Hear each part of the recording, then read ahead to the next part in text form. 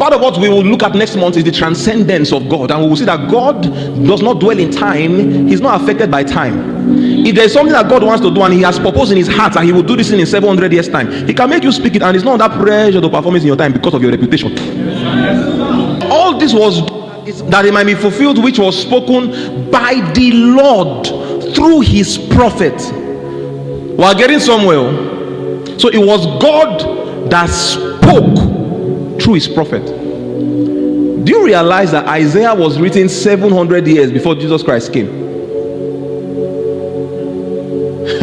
I'm showing you part of proof of inspiration. That only a man that is working with God, that has divine revelation, could have written something like this. Maybe some of us think that the Bible was compiled, everything was compiled maybe just recently. It's a lie. They had this book before Jesus was born. And upon, are you here? Yes, sir. And he's referencing a prophecy that was given 700 years before the birth of Jesus, so that it might be fulfilled. I love the prophetic, but I don't know if I like this type. That you are prophesying something, you don't even know when it will happen, and it will happen 700 years after you are.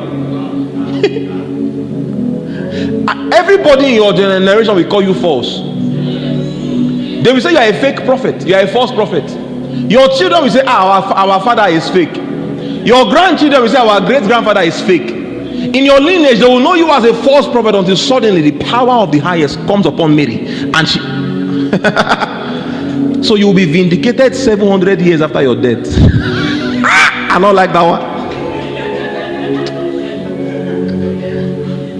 But also, it makes me realize that part of what we will look at next month is the transcendence of God, and we will see that God does not dwell in time. He's not affected by time.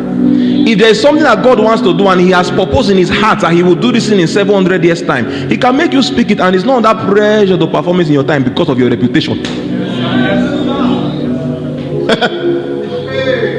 Did you hear what I said? Yes, you are the one saying, they're not going to come in major prophet again. My spiritual CG don't go down. But he that sits in heaven, he's just laughing.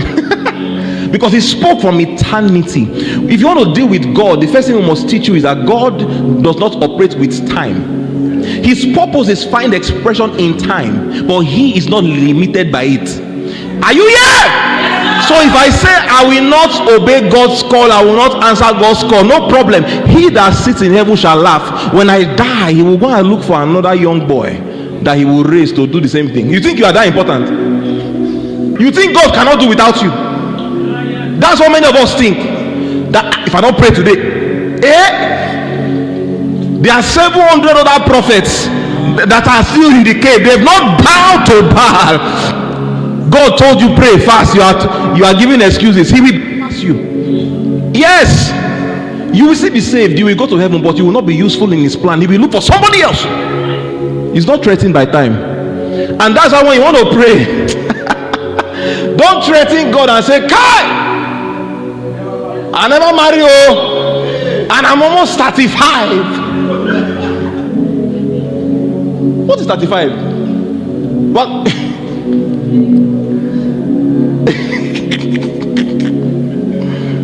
What is 35 compared to eternity? It's not even compared to like a drop of water in an ocean. 35. That's the first thing you must know before you pray.